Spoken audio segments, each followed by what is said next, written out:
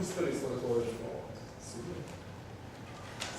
Kao što sam već rekao, ovu seriju razgovora ispratići i pisanje publikacije koje će ispratiti svako od ovih poglavlja i u tom smislu svi ste dobrodošli da uzmete učešće ukoliko se osetite na neki način pozvanim da doprinesete i ukoliko danas posle razgovora budete imali potrebu da nešto dodate, pored mogućnosti da postavite pitanje u zadnjem delu razgovora, moći ćete to čak da učinite pisanjem teksta u toj publikaciji. Ali pre svega, i sada kada su tehničke mogućnosti to dozvolile, ovu našu poslednju etapu kolektivnih puta i na naše veliko zadovoljstvo, danas su sa nama profesorka Jelena Ranješević sa Departmana za pedagogiju i andragogiju Filozofskog fakulteta Univerziteta u Beogradu. Ja se nadam da je to tačno. Koja će danas pre svega govoriti o razvojnim i obrazovnim aspektima participacije dece i sa nama čudesnom tehnikom povezani profesor Ivan Kucina iz pozicije studio mastera na Internacionalnoj školi arhitekture u Dessau Anhalt Univerziteta za primenjene nauke, koji će današnju temu obogatiti pričom o participaciji u transformacijama školskog prostora. Današnji razgovor, kao što vidite, bit će snimljen i uživo preveden ovde pred vašim očima u sliku, za šta će se svojim kreativnim potencijalom potruditi David Bilobrk, prijatelj Štograda i ilustrator. Nadamo se i uspeti. I uspeti. I čak, ako se ne varam, i neko ko je zaslušan za izgled ovog prostora ovde u kojem se trenutno nalazimo, što je sad još jedan dodatan nivo dimenzije. Nakon njihovih izlaganja, koje će biti prilično sažeta, zamolili su profesore da iz svojih pozicija i u odnosu na ono kako oni sad budu definisani u ovoj temi, postave pitanje nama, ovde u grupi ljudi iz grada Škograd, pitanje koje imaju kapacitet da praksu tima Škograd i nekih naših individualnih praksi učine uspešnije. Pa bih ja zamolio u stvari profesorku da otvori ovu temu, a pitaću mi samo kad budete počeli da li se to dobro čuje. Da. S ovom ne snima, jer ne da ustane. Može. Što mi je lakše da stoji. Ja samo jedno pitanje, kako će otprilike trajati događaj, da znam koliko razgovora imamo ovdje? Da stignu veliko zbrata, ovom kamerom ovdje se snima cijeli događaj i ovdje, da. To što stojim ne remeti snimanje. To nije problematično, što god je ovo dobije. Lakše mi je da stojim, nekako imam bolju pregled, vidim na sve.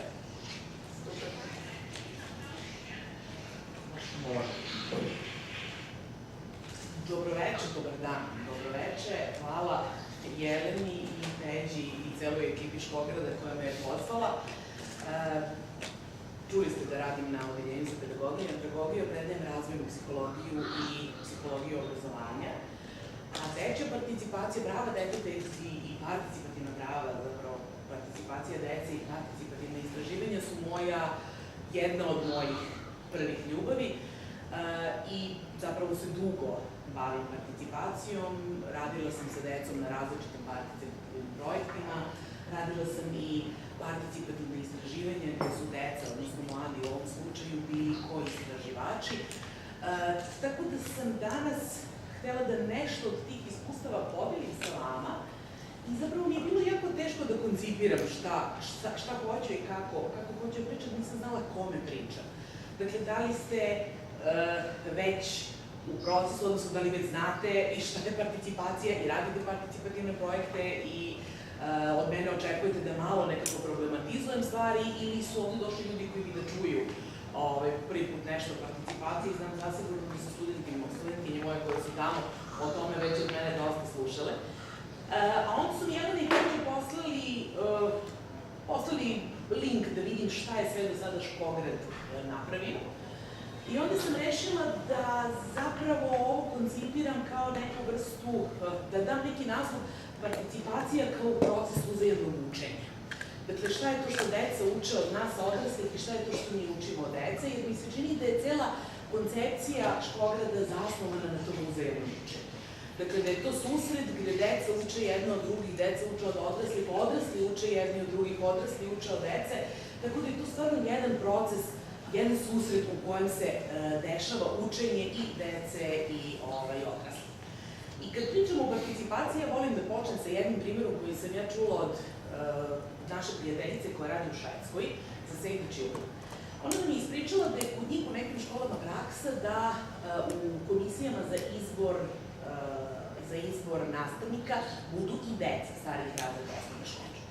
I mi smo se naravno zapanjili i prva misao nam je bila da se tu deci služi da su zapravo samo kao dekoracije ili ti primi participacije, jer zapravo šta dete može smisleno da pita nastavnika i onda nam je ispričala jedan primer nastavnika matematike koji je bio na razgovoru i sad su ga odrasli pitali razne stvari.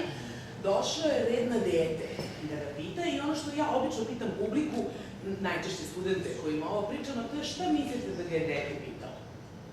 A vi čutite, znate. Vaš čet. Koliko vam je bilo glavno.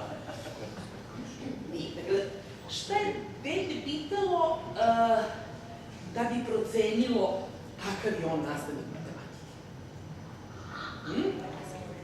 Šta mislite? Kakve ocjene daje? Kakve ocjene daje? Jeste, obično na najčešće, kada postavim to pitanje dobije to. Da li ste blagi, da li volite decu, kakve ocene dajete i tako. Ali mi. Da li zna da množi? Da li zna da množi? Toplo. Toplo. U pitanju je ipak dečak koji je recimo 7. razred. Matematika jeste. Profesor, nastavnik matematike. Šta kažete? Onda podeljeno da dodamo na plus. Blizu ste, pošto je dete probalo da sazna kompetencije nastavnika tako što je otvorilo zbirku, pokazalo na jedan zadatak i pitalo ga da li možete da mi objasnite ovaj zadatak. Zbog čega ja pričam ovaj primer? Zato što je to pravo i zapravo jedino pitanje koje je dete moglo da postavi da bi potvrdilo ono što je njemu relevantno, to je da li je taj nastavnik kompetentan. A razlog zbog kojeg niko od nas nije moglo da se seti pitanja, ni studenti kada ih ovo pitam, ni kolege, ni prijatelji, gde god sam pričala ovaj primer, veoma retko se desi da neko postavi to pitanje zato što smo mi rasli u sistemu gde se zapravo od nas nije naše mišljenje važno. I gde smo nekako bili svesni da šta god da pričamo, to efekta nema. I nismo naučili da postavljamo prava pitanja. I dakle, cela priča o participaciji, participativnim projektima, istraživanjima za mene je kako da naučimo, kako da podstaknemo decu da umeju da postave pravo pod znacima navoda pitanja. Kako da budu dovoljno samouvereni, ovo je dete koje je raslo u sistemu gde je od najranijih dana njemu bilo omogućeno da učestvuje u procesu odlučivanja, gde se njegovo mišljenje uvažavalo.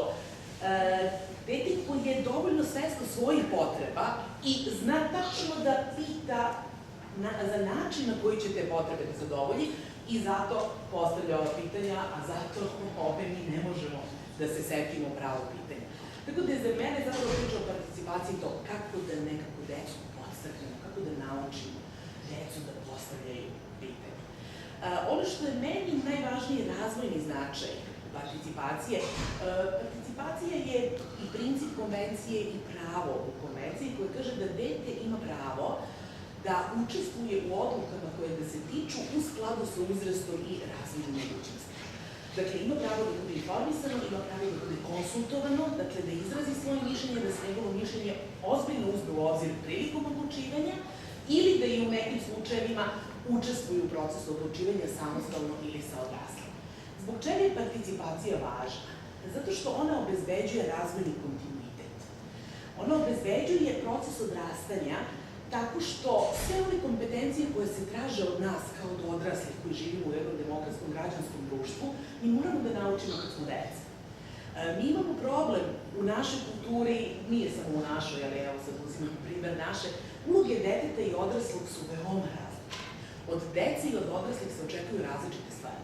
Mi od dece očekujemo da su poslušna, da su nesamostalna, neka jaču, i da ne misle svojom glavom, pošto ćemo mi za njih misliti, zato što ja tako kažem, kad se odseliš, onda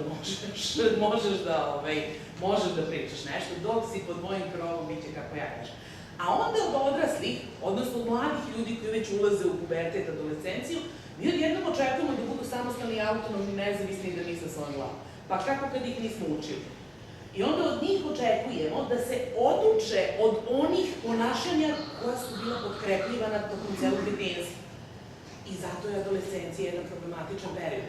Dakle, ukoliko bismo detetu davali priliku da bude aktivno, da bira, da stoji iza svojih odluka, da preuzima odgovornost za svoje izbore, naravno izbore koji su u skladu sa uzrastom i kompetencijama, onda ne bi bio toliki diskontinuitet između deteta i odrasle osobe i taj proces odrastanja bi išao mnogo lakše. Onda bismo imali adolescente gde bi i škole u kojima bi funkcionisao školski parlament, zato što su to deca koja apsolutno znaju da učestvuju u procesu odlučivanja. Drugo, kroz participaciju deca stiču različite kompetencije. Jedna od prvih i osnovnih zamerki kada pričamo o participaciji, ali deca su mala, deca su nekompetentna. Pa participacijom ćemo ih podstaći i oni će kroz to sticati mnoge kompetencije koje ne bi mogli da steknu, da žive samo u vakumu ili da žive samo sa nama odraslima i kroz ulivanje znanja u njihove glave. Dakle, oni će naučiti da verbalizuju svoje potrebe, naučit će da argumentuju svoje stavove. Kroz participaciju će naučiti da slušaju potrebe drugih i da slušaju argumente drugih. Naučit će se dijalogu, naučit će se saradnju, naučit će se timskom radu, naučit će se analiziranju problema, naučit će se tehnikama rešavanja problema. Postaće samopouzdani, slika o sebi, to je posebna važna ideja iz nekih marginalizovanih grupa. To samopouzdanje i ideja o tome da nešto mogu da promene i da na nešto mogu da utiču, to je nešto što zapravo deci podstiče sve ostale kompetencije. Tako da u razvojnom psihološkom smislu participacija je važna i to je nešto što možemo, ajde da kažem da deca uče od nas, dakle da kreiramo uslove da mogu da budu pitana, da mogu da učestvuju u odlučivanju, jer će tako zapravo sticati važne kompetencije. Šta je to što mi kao odrasli možemo da naučimo kroz proces participacije? Ja bih rekla prvo da se odreknemo, da se decentriramo. Znači da se odreknemo ideje da mi najbolje znamo šta je najbolji interes deteta, da mi najbolje znamo šta se sa decom dešava i da mi zapravo znamo šta su njihove potrebe. A to zapravo čujemo svaki dan. Koliko puta ste čuli kad ste bili dete ili ako ste roditelj, izađi iz te vode, hladno ti je. Dođi da jedeš, gladan si, obuci se, hladno ti je. Ne obuci se zato što je napolju -5 i moraš da se obučeš da ne bi nazivno što je legitima zatim, nego hladno ti je. Dakle, mi se proglašavamo ekspertima za dečje iskustvo. I sećam se da je jedna mlada osoba rekla, kaže, izgleda da je jedino kad nas odrasli slušaju, kad su bebe i kad ne možemo da govori. Jer kaže, onda kad plačemo, onda oni proveravaju, pa da li je gladna, pa je nahrane, pa da li joj je hladno, pa je obuku, pa možda joj je previše toplo, pa je svuku, pa možda ima grčeve, pa onda nose i nunaju. Onog momenta kad dete progovori, mi više njega ne slušamo. Tog momenta mi mislimo da smo mi apsolutni eksperti za to šta on osjeća i šta on treba. Dakle, od odraslih od nas zahteva da se malo oslobodimo te ideje, da smo apsolutno odgovorni za sve što se dešava sa decom, zato što znamo sve šta se dešava sa decom, nego da malo čujemo njih. Dakle, odgovorni smo za to da kreiramo jednu kulturu slušanja, da stvarno slušamo i uvažavamo ono što dobijamo od dece. Ovde sam samo neke tezice napisala da se ne raspignem, a imam tendenciju. Dakle, da odrasli govore u saradnji sa decom, a ne u ime dece. Da zapravo probaju da, kada pitaju decu za mišljenje, ne moraju uvijek, pričat ćemo i o ograničenjima participacije, ali onda kada ih pitaju, dužni su da to zaista uzmu u obzir. I ako ne izađu u susret željama i potrebama dece, da im obrazlože zbog čega to nije urađeno, kao što bi to uradili sa bilo kojom odraslom osobom. To zahteva zapravo od nas da umesto nekog hijerarhijskog modela moći i autoriteta koji gradimo na toj formalnoj moći i na činjenici da smo odrasli, imamo više znanja i iskustva, gradimo kooperativni model moći, da umesto nametanja mišljenja pregovaramo i da se dogovaramo sa decom. Bez straha da ćemo izgubiti autoritet. Da svoj autoritet gradimo na saradnji i na poštovanju, a ne na nametanju na sili i na strahu od nekih posledica, strahu od kazne. Sad, ovde je, obično kad ovo pričam, vidim, kod vas ne vidim, ali obično u publici vidim onako, kao, pa to znači sad da moramo da pitamo decu za sve, pa je to deca moraju da učestvuju u svemu, ne. Znači, ovde sam, Jelena je čak i postavila na Facebook, videla sam pitanje gde je granica participacije. Znači, dokle? Dokle sa tom participacijom? Za mene je granica participacije dobrobit fizička i psihološka deteta. Dakle, nećemo ga stavljati u situacije da bira ukoliko ti izbori mogu da dovedu do narušavanja fizičkog i psihološkog integriteta. Nećemo pregovarati sa detetom oko nekih stvari oko kojih nema pregovora, nećemo ga ni pitati, prosto ćemo da postavimo određeno pravilo. Nećete pregovarati sa decom da li smeju da pretrčavaju ulicu, da li smeju da se igraju u ulici ili da izlaze na balkon koji nije zaštićen. O nekim stvarima zapravo nema pregovora. Ali mnogo je stvari unutar tih granica o kojima dete može da bude pitano, a mi se zapravo ne setimo toga. Ja volim jedan primer, meni ilustrativan govori o mlađoj, o maloj deci, ali zapravo upravo ilustruje tu kako postavljamo granice. To je primer naše prijateljice i njene ćerke koja je najviše volela sa 5 godina da zimi nosi letnje haljinice i idu u vrtiću letnje haljinice. I svakoga dana je bila bitka. Ne možeš letnje haljinice, nazeć ćeš, ne dolazi obzir, ona plače, mama je ubeđuje i tako dalje. Dok se mama nije setila da pred zimu, kad dođe jesen, sve letnje stvari skloni tako da dete ne može da vidi, u ormanu ostanu zimske stvari i svako jutro otvori orman i kaže detetu biraj. A šta god hoćeš da izabereš i zabere. 2 različite čarape, ti si odgovorna za taj izbor, smejaće ti se deca, pa ti biraj. Znači, ali nećeš nositi ono što je, to je granica. Nećeš jesti samo čokolade i čips, ali da li ćeš jesti grašak, boraniju, to je stvarno na tebi. A mi se često oko tog graška mučimo, dete neće grašak, pa nemojte ne gnjaviti dede grašak, rekao dede jede bilo što drugo što je zdravo, jednako zdravo. To je to. Znači, mi odrasli se razlikujemo u tim granicama, nekako širini granica koje postavljamo. Kod nekih odraslih granice su jako uske i dete može malo da se kreće unutar tih granica, kod nekih odraslih granice su vrlo široke. I iza ostaju samo one ponašanja, odluke i one sfere o kojima dete zaista ne može da odlučuje ili zato što nema kompetencija, nije dovoljno zrelo, nije dovoljno odraslo ili zato što bi ga odluka mogla povrediti. A unutar tog prostora koji je bezbedan, dete može da bira i naravno snosi posledice svojih izbora. Tako da je to ta priča o tome kako mi odrasli postavljamo granice i gde je granica participacije. Ono zbog čega je uključivanje deteta u proces donošenja odluka važno, to je i zbog toga što smo tako mi odrasli sigurni da će naša odluka biti stvarno u najboljem interesu deteta. Da ćemo doneti odluku u najboljem interesu deteta. Postoje različiti, profesor Kucina će vam pričati o participativnom dizajnu. Postoje razni primeri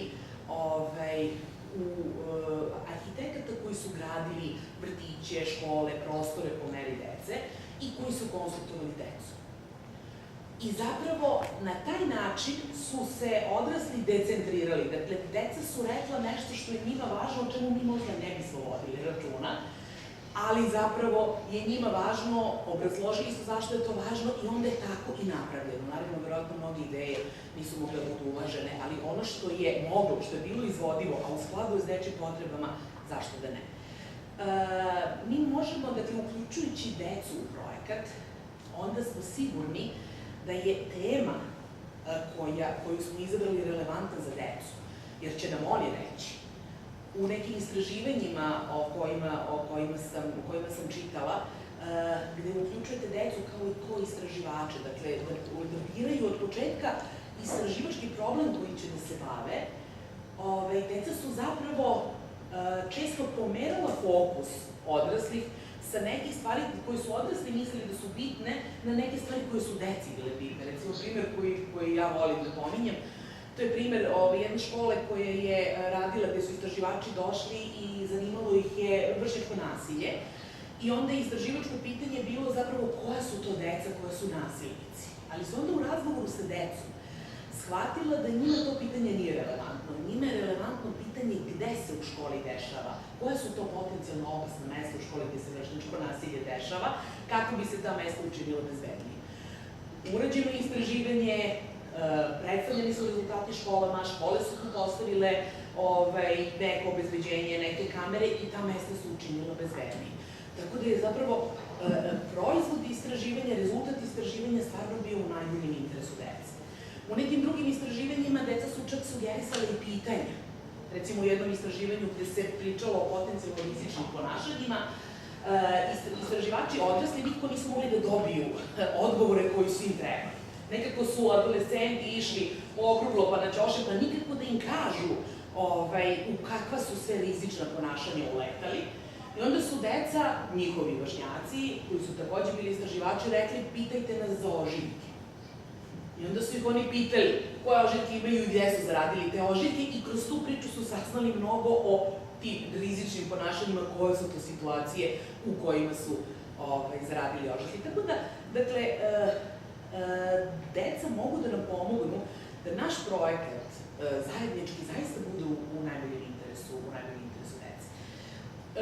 Takođe, tumačenje rezultata, zaključaka ovih outcome, čuvenih, stara srpska reč, projekata, takođe je važno da uključimo i decu. Recimo, jedan od primjera je jedna grupa mladih istraživača od uzrasta od 8 do 18 godina, zovu se Children's Express, koji su analizirali tokom 7 dana britanske dnevne novine i gledali kako su deca predstavljene u tim novinama. I onda su identifikovali nekih 7-8 kategorija i svaka od tih kategorija su tumačili.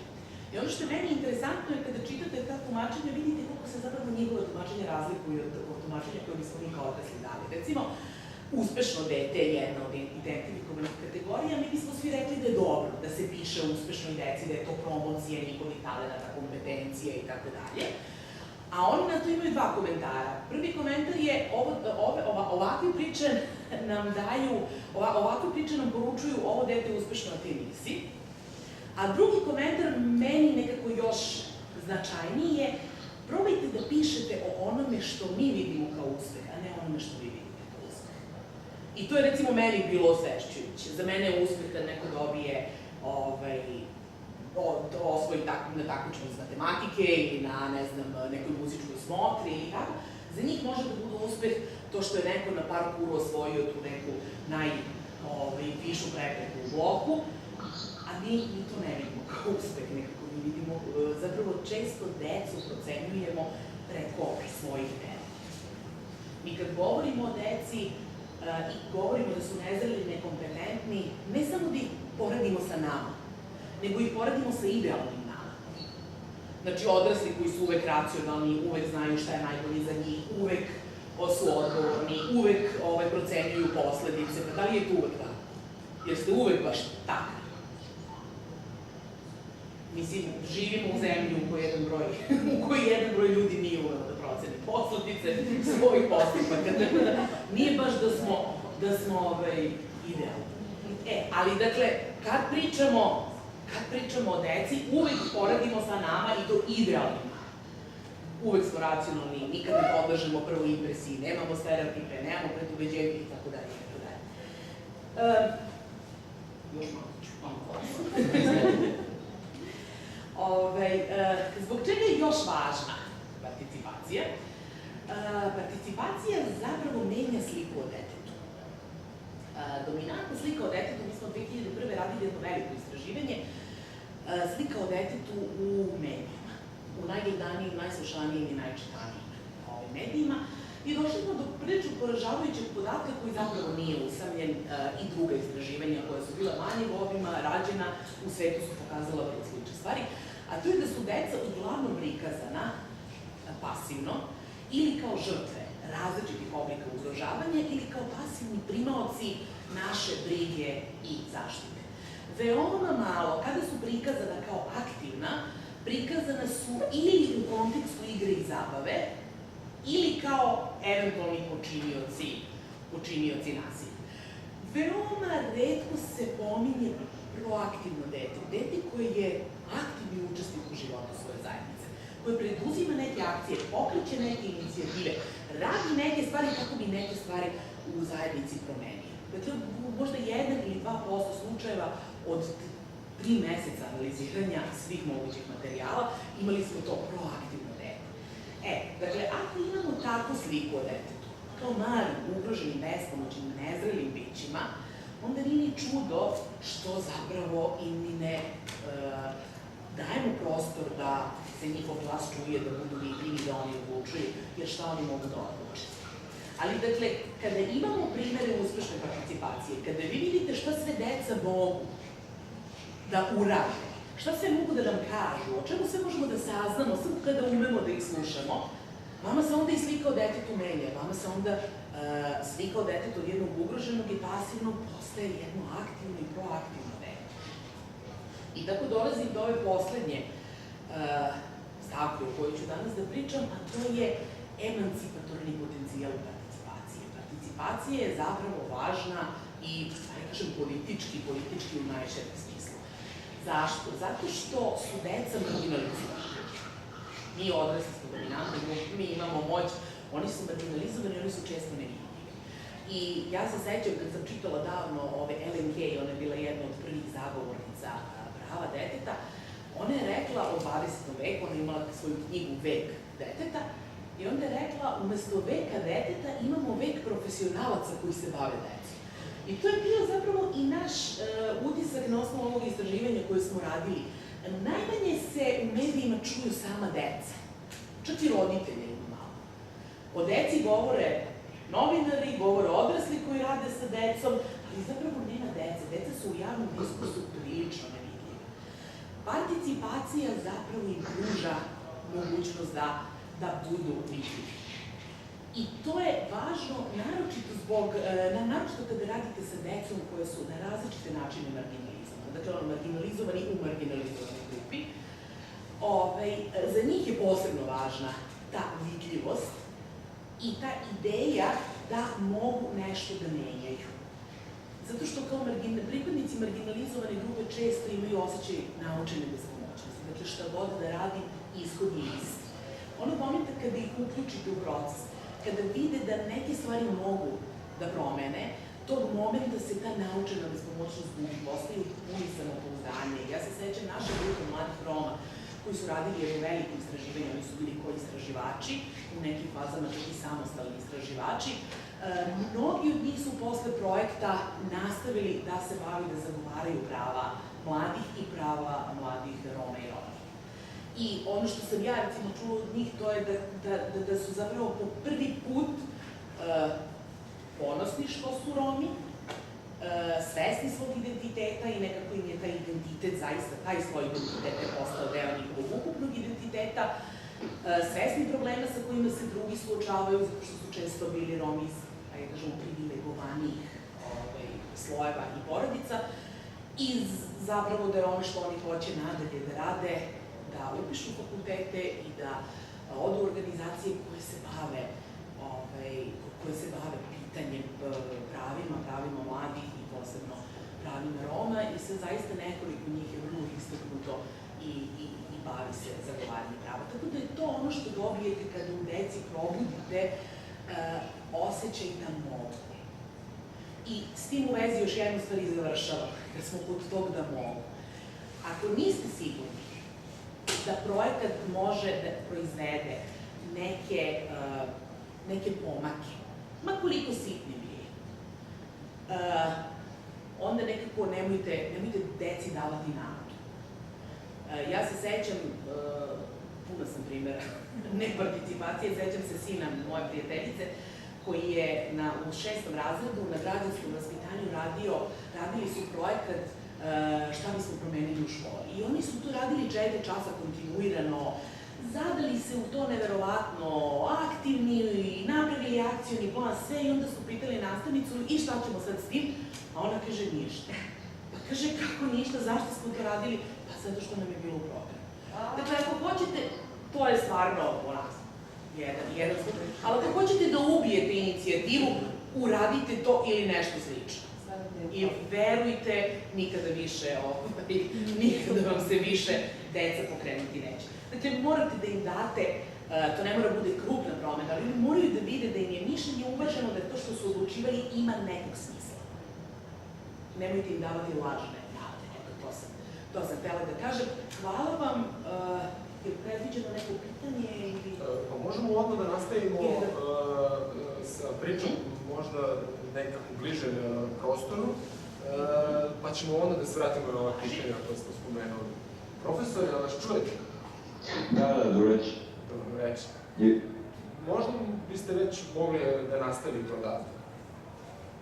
Dobro, da vas pozdravim, prvo, drago mi je da se čujem i drago mi je što i na ovaj način možemo da budemo zajedno, možda bi mogli češće ovako da radimo. Možemo, da. Vi ste meni u stvari pitali da probam da napravim tu vezu između participacije i transformacije prostora učenja, a ja nekako prvo moram da objasnim nekoliko stvari koje su mi bitne da bi u stvari mogao da krenem u priču o participaciji. Prvo, način na koji ja razumem prostor i kako učim druge da razumiju prostor je takav da on nije neka pozadina koja sad biva ispunjena predmetima i ljudima i koji je na neki način neutralan i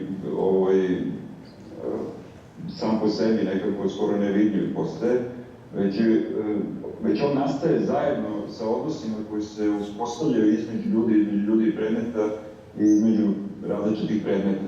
Tako da prostor je vrlo živa materija i vrlo ispunjen, vrlo vitalan, ispunjen svim tim akcijama koji se u njemu dešavaju. I to je jako važno jer kada se govori o prostoru učenja ili prostoru gde se odvija učenje, onda on nekako ne može se odvojeno posmatra od samog modela učenja i načina na koji se sprovodi učenje. Tako da ovaj prostor, recimo, koji sad imamo, koji je usvojen kao neka školska tipologija, je onaj koji je odgovarao jednom modelu učenja koji je negde uspostavljen u nekom 19. veku i ima neke izvore u vremenu prosvetiteljstva, znači još je starije od 19. veka, gde se smatralo da postoji, da je škola neka vrsta riznice znanja gde neznalice dolaze da preuzmu to znanje i to potvrđuju time što ponavljaju ono što im je rečeno. I taj školski model je na neki način uspostavio određenu vrstu dijagrama moći u kojoj je postojao autoritet znanja koji je bio neprikosnoven i u kome participacija nije mogla ni da se sagleda uopšte, kao kako jednostavno nije postojao prostor za nju. Ja bih sad napomenuo već od početka 20. veka, mislim, to je ušlo u kritiku tog modela učenja i kao jedan prvi uspešni model koji je alternativni bio i postoje široko prihvaćen, bar ovde u Italiji, je bio Montessori model koji u stvari pravi da se jedan novi model javnog obrazovanja, javnih institucija, svih škola u Italiji sprovede, iako je danas sproveden samo u nekim školama, u nekim gradovima i u većim delom je privatizovan u svetu i postoje privatne Montessori škole svuda u svetu. Ono što je suština Montessori programa, da ne bi ušao previše detalji, je da se u stvari posebne radoznalost deteta i da se, koja je prirodno data i koja postoji u svakom detetu i da se ona na neki način artikuliše da bi ona postala način na koji se znanje prihvata. To izgleda tako što se deca učestvuju u različitim vežbama, da tako zovem, ali koje su kao različiti zadaci specijalno pripremljeni za različite uzraste, svim što tamo nema podele po godištima, nego negde u rasponu 3 godine su grupe dece i onda se oni zajedno rešavaju te zadatke u nekim manjim grupama ili većim grupama i tako dalje. Naravno, prostor koji to prati nije više ova klasična učionica da imate tablu i redove stolica i učitelja koji stoji ispred, nego u stvari nešto što više liči na obdanište koje je vrlo fleksibilno i gde postoje stolice i stolovi koji su vrlo pokreti i neke vrste polica na kojim se uredno slažu neke artefakti koji su potrebni za te vežbe. Druga stvar koju mi se čini, recimo, na tom tragu je ovaj sadašnji finski model obrazovanja gde u stvari se shvatilo da više ne mora da se uči po različitim predmetima, nego da zapravo znanje se stiče kroz rad na određenim projektima, što je arhitektima opet vrlo blisko, jer mi zapravo tako i učimo. Mi učimo radeći neke projekte ili istražujući u okviru tih projekata. Sad, celo obrazovanje, znači od osnovnog obrazovanja shvaćamo tako da su deca istraživači i da oni u nekim malim istraživačkim grupama rešavaju određena pitanja koja im postavi ili učitelji ili na neki način kroz neki grupni rad sami uče. To je već jedan oblik participativnog učenja, zato što vi ne dajete gotovo znanje, nego zapravo očekujete od njih da učeći grade to znanje i na taj način stiču. Opet, način na koji je ta škola organizovana, postoje sad izgrađeni škole u Finskoj koje prate ovaj sistem, je tako da tu više nema hodnika i učionica, nego je to jedan veliki prostor koji je moguće podeliti vrlo brzo i vrlo fleksibilno na neke manje podprostore u kojima je moguće organizovati grupe koje se bave određenim istraživačkim programom privremeno za neko vreme i posle se rasformiraju i posle se stvaraju neke druge grupe oko nekog drugog istraživačkog programa i onda oni cirkulišu stalno, tako da je tu potreban jedan prilično otvoreni plan da bi to moglo se sprovede i opet neka vrsta zaštite da ne bi smetali jedni drugima kada to rade, to sve izgleda vrlo dinamično. Treći primjer uopće koji meni prilično uliva nadu je nešto što sam pronašao, otprilike to je projekat od pre 20 godina iz Indije gde jedan kompjuterista Subet Mitra počeo da eksperimentiše sa decom islama tako što im je stavio u zid, u jedan prozor u zidu, jedan kompjuter i onda ih ostavio da vidi šta će se desiti sa tim kompjuterom i sa tom decom koje su nepismena i koje nikada nisu išle u školu i koje ne znaju engleski. Oni su uspeli posle 3 nedelje kad ih on posetio da savladaju osnove upotrebe kompjutera, da otvore svoj e-mail i da skidaju sa interneta ono što ih zanima. Mislim, i što su učili sami u stvari, to je, nije postoje niko drugi da ih nauči, učili su jedni od drugih. I taj oblik samoukosti ili samoučenja je, čini mi se, isto jedan ogroman potencijal koji je opet neiskorišćen, zato što zadiraju opet u te pozicije moći koje su uspostavljene i ruše autoritete na kojima se zasnovano ono konvencionalno školsko obrazovanje. Od tog Mitrinog modela je zapravo on je nastavio to da razvija i počeo da to radi na drugim mestima, po drugim planovima, napravio metod čitav koji je posle počeo se primenjuje u Engleskoj. Metod služi da bi se deca obučila radom na kompjuteru tako što se uopšte ne obučavaju. Tako što i taj prostor izgleda tako da im se ostavi kompjuter i da se formiraju oko tog deska sa kompjuterom neka vrsta klupa gde mogu njih 3-4 da sedne i onda je druga klupa neposredno pored njih, tako da mogu da šačuju jedni od drugih i da mogu jedni drugi da stalno pitaju. I uvek postoji neko ko malo više sazna, pa onda ono uči druge i to je jedna vrlo dinamična svina. Od prije 3 meseca traje taj proces gde oni nauče sve što treba da znaju osnove kompjutera.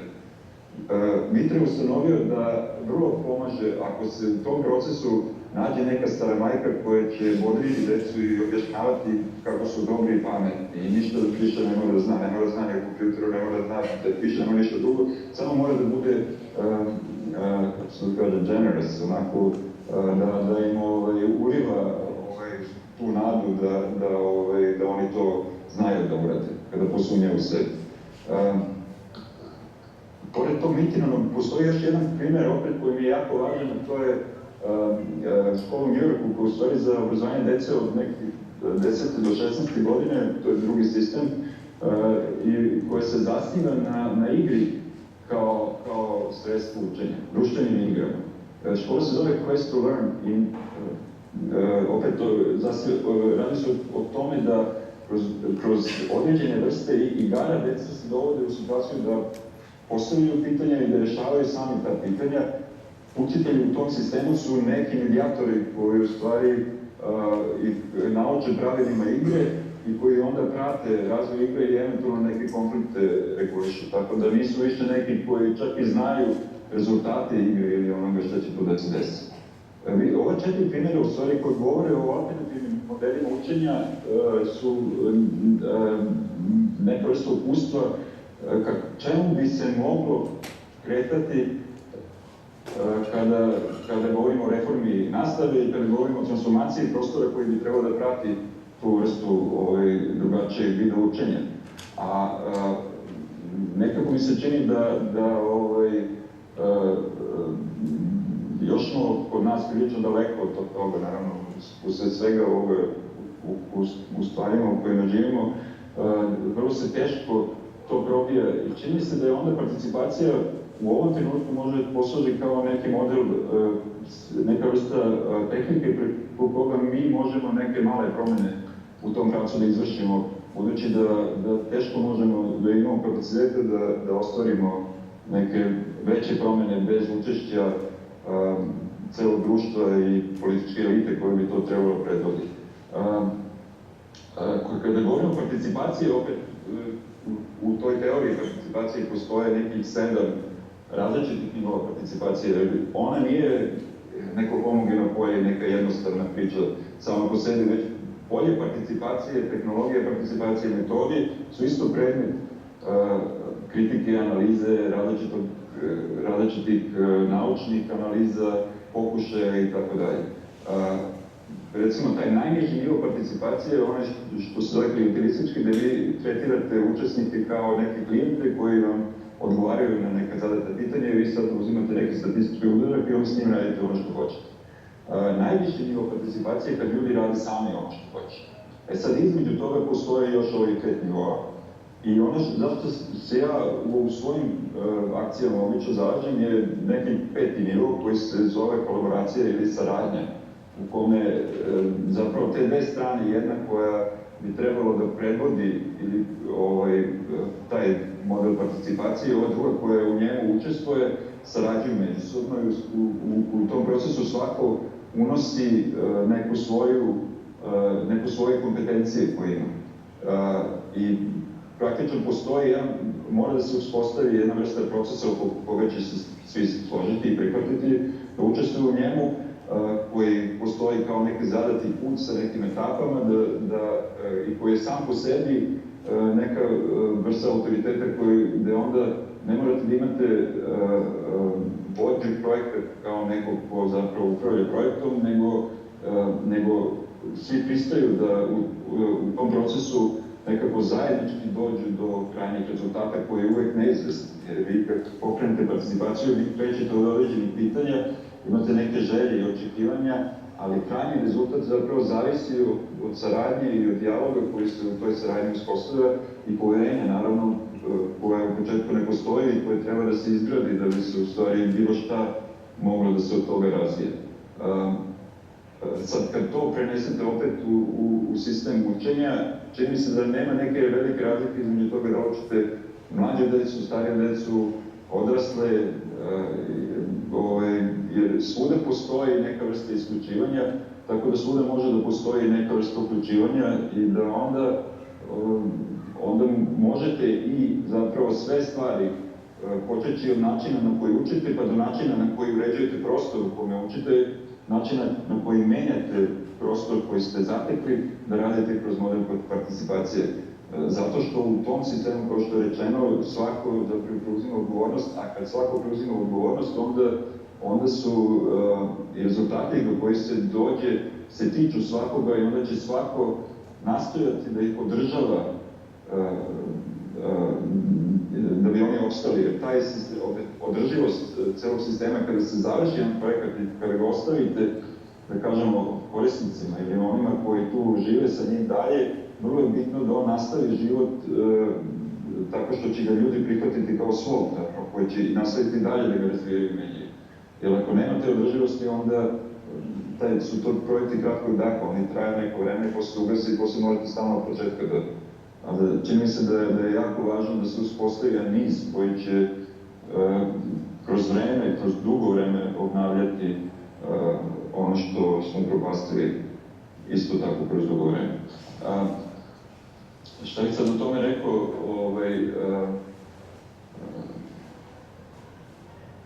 postoje različite opet tehnike na koji način se sprovodi participacija. Ona tehnika u kojoj sam ja učio uglavnom i koju sam probao da učim moje studente i se radi o tome, zasniva se na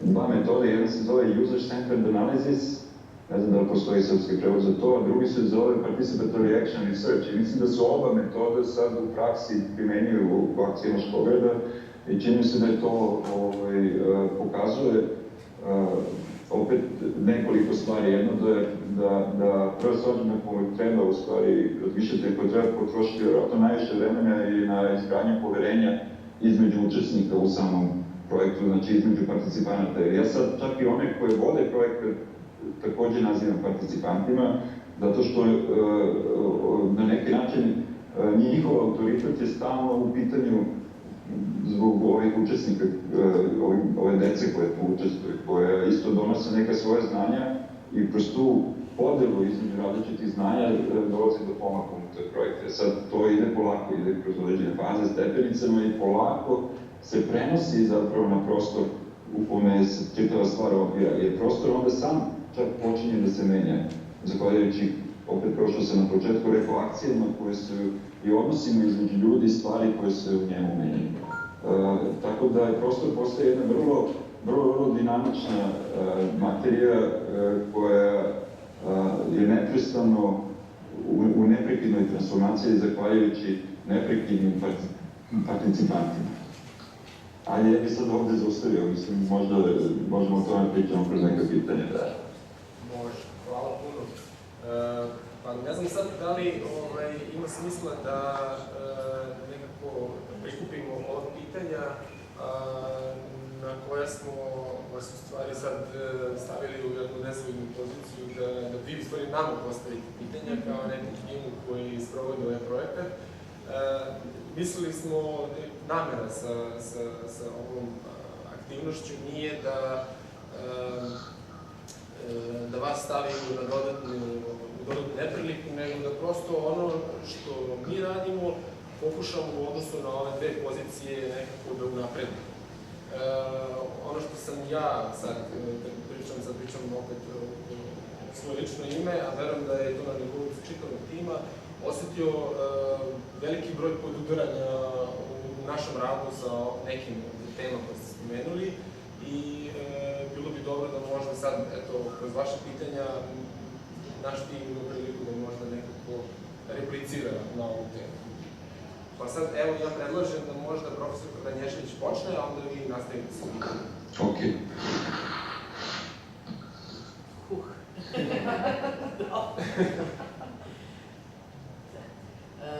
Ja sam s vama pričala i imala sam priliku da pričam s vama i da kroz to čujem šta radite, imala sam priliku i da odem na vaš sajt i da sve aktivnosti koje ste uradili vidim i sve vaše refleksije i vidim da su vaše refleksije kao istraživača, kao ljudi koji rade na projektu vrlo česti. Dakle, ne bavite se samo programskim aktivnostima, nego vrlo pažljivo planirate, proveravate kako je sve proteklo i planirate sledeće korake. Tako da bih ja u stvari voljela opet malo da se pozovem na tu vašu refleksiju. S obzirom na ovo što ste čuli, s obzirom na participaciju i na osnovne ideje participativnih projekata, šta je to što smatrate najvećim snagom vašeg projekta, odnosno na što ste najviše ponosni do sada, a šta vam je izazov, šta je nešto što morate da prevazilazite, šta vam je neka prepreka koju planirate, koja postoji, a planirate da je prevazićete? ja bih sad otvorio mogućnost i ostalim članovima škole da nešto kažu, ne sa idejom da sam izbjegnemo mogućnost da odgovorim na pitanje, nego prosto mislim da se i u tom smislu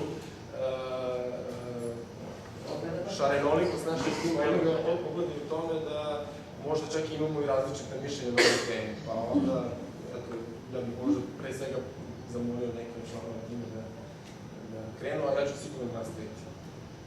Evo ja mogu, pošto sam baš razmišljala o tome dok je Jelena...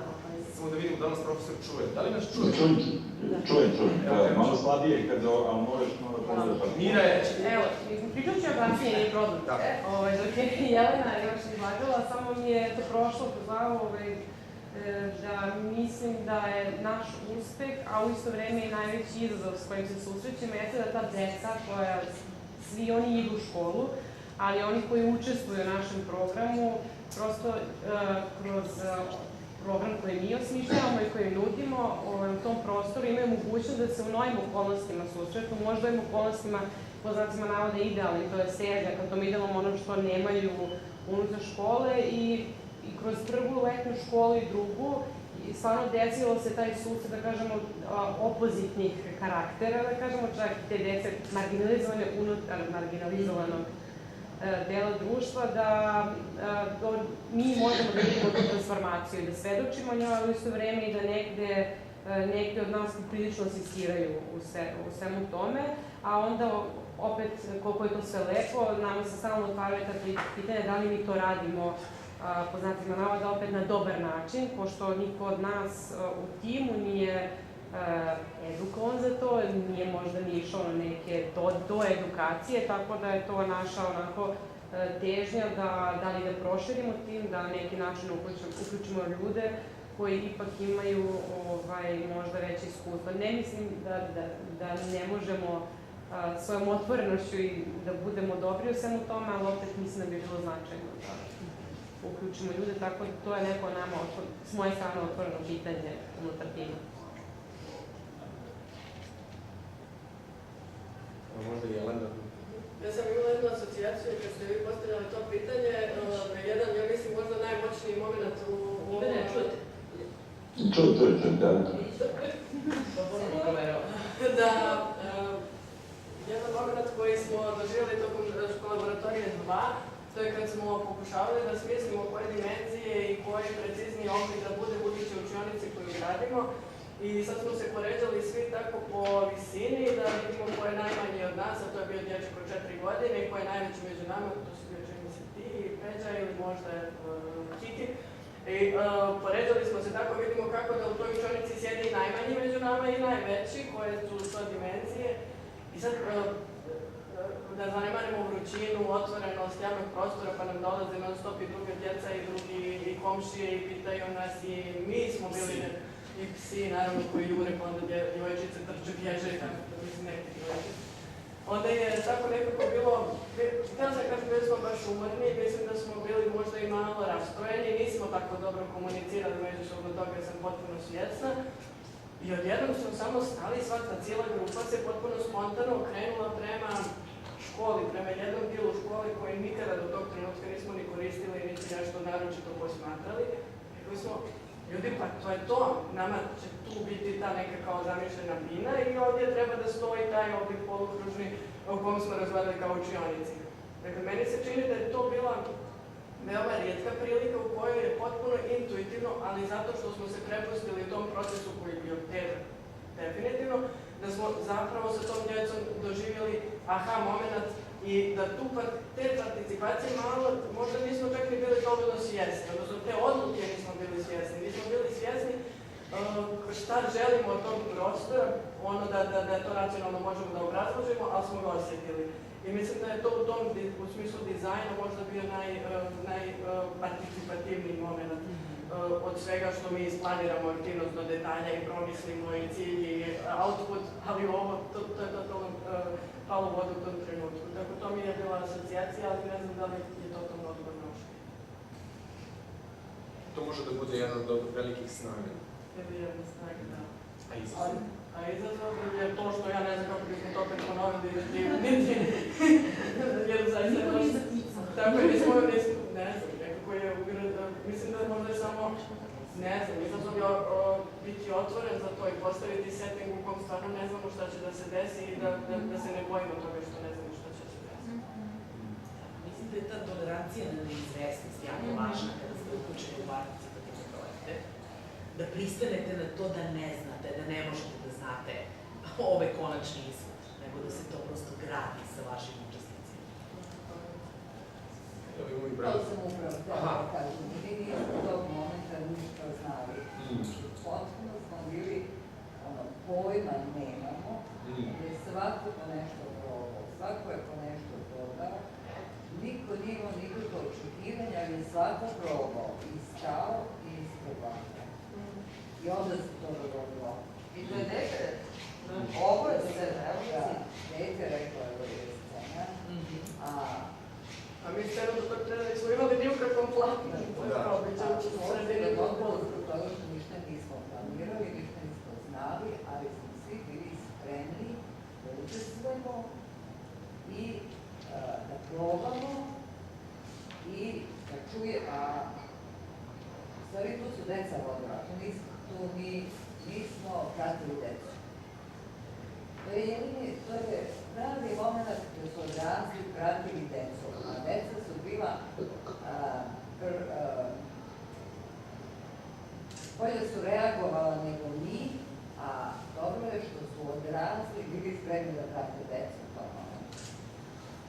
Pa je ta spremnost u stvari na praćenje ono što je važno. Ja bih opet dodala nešto za izazove naše. To je možda bilo, ako neko može nešto sada već da ponudi kao neku vrstu odgovora, jeste da se već na drugoj letnjoj školi, kad smo imali jednu letnju školu, ove godine drugu, osetilo, iako je bio diverzitet jedne vrste prisutan, jedan diverzitet koji je postao na prvoj letnjoj školi je nestao, a to je da prosto starije, od 6. razreda pa najviše su se prosto isključili i jednostavno nama je, naravno kad imamo iz naše perspektive, kad imamo tako mešano od 4 godine do 14 godina grupu, jeste da nekako najviše pažnje damo ovima koji su mlađi. Nekako možda mi se opet z mog ugla čini da je nama i možda najjednostavnije da priđemo i možda najveću neku brigu i pritivno osjećamo. To je problem. Čini mi se da programe više da bi njihovu pažnju održali pravimo, a opet u prvoj letnoj školi smo probali naravno kroz uključivanje u neke poznacima navoda ozbiljnije aktivnosti starijih, ali oni su nestali i to je negde gde je naša neka vrsta zabrinutosti postoje, zato što oni, neki od njih su izašli, naravno, otišli su u srednju školu, mi smo imali posljednje razgovore s njima oko izbora gde će dalje ići, ali ipak bi bilo zapravo jako značajno da su oni dalje u tom naselju, jer i to jeste naša težnja, jeste da nije samo vezano oko škole i školskog doba, već i nakon tog doba, jer ta škola jeste deo naselja i javnog prostora naselja, kako i da ostaneš učesnik, nego da ne po završetku odlaskom u novu školu, u novu sredinu, koristiš novo dvorište, a da ovo dvorište za tebe stane sve. Ako bih mogao da dodam, vrlo je u vezi sa ovim što ste rekli, dok ste govorili o nadi i o ulozi nade u svim ovim postupcima, posebno kada se radi o učešću dece, i što ja vidim kao izazov ovakvih projekata, jeste u stvari taj ritam aktivnosti koji na neki način fino održava tu nadu, koji vrlo lako može da izmakne i vrlo lako može da se desi da ta nada koja, koliko god mi sa jedne strane bili poletni i imali utisak da lomimo ratove na temu projekta, iz dečije perspektive može da se shvati kao kad će sledeća aktivnost da bude. Sad smo se dogovorili o ovo i rekli smo da će bude ovo, kako sad to tek sledeće leto. A mi mislimo sad, ne možemo sad, ispitni su rokovi i sad ovi rade ovo, ovi rade ono. I u tom smislu to jeste veliki izazov. Imam jednu kratku životnu priču. U jednom trenutku smo dobili kroz jedan kanal koji imamo kroz, ja mislim, Viber grupu sa đacima, jednu audio poruku. Neću otkriti šta je, jer je to deo ove priče. U svakom slučaju to je ostalo zabeleženo na mom telefonu i pošto živim dobar deo svog života trenutno u Beču, daleko od škole, od Škograda i mogućnosti da nešto radim, imao sam neko društvo i pustili smo muziku s mog telefona, koja je išla onako na, kako se to kaže, šafu. Puštale su se pesme razne, snimci razne. I sad dok sam ja pravo sudove, u tom trenutku ostao sam u toj prostoriji, ide ta muzika i u samom jednom trenutku se završava jedna pesma i čuje se glas Afrodite koji u tom trenutku došao kao sa neba, kao da sam ja ispustio tanjir iz svoje ruke u tom trenutku koja je rekla, ne znam da li je rekla baš Peđa ili je rekla Jelena, a kad ćeš Škograd? Kao neki zov u smislu... Afrodite verovatno jedna koja ima 6 godina ili 7 godina. A ti tu pereš sudove. Ja sam tamo negdje perla sudove u smislu, čoveče, kad ćemo da nastavimo ovo što smo ovde počeli. I ta priča je u stvari, meni je značajna, ovo što ste spomenuli, je u stvari ogroman je napor oni koji se odluče na ovakve postupke i na ovakve procese, moraju da shvate da je ogroman napor neophodan da bi se oni nekako razvili onako kako smo večer u stvari čuli da bi trebalo da se razvijaju.